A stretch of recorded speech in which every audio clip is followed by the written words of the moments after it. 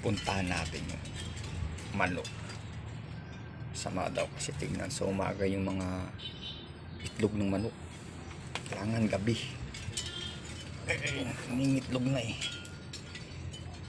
Oo. Yan siya oh. Puti. Sabilita.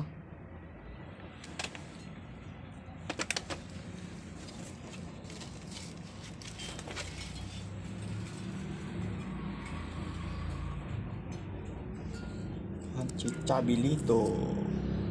Tingnan natin yung itlog nila. Yung ilan na.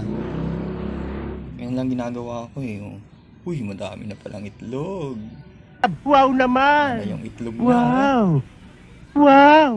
1, 2, 3, 4, 5, 6, 7, 8. Pa, 8 na. Yan, mga idol oh. Itlog. Di ba nagmamalang itlog? Alam na. Isa lang ang pupuntahan nito. Prito. Or nilagang itlog. Antayin ko muna ng mga 10 days ito.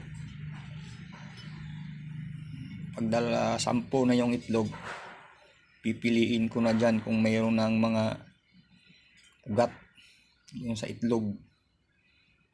Right? Bangan natin to pag naglimlim. Misa. Daming itlog na oh.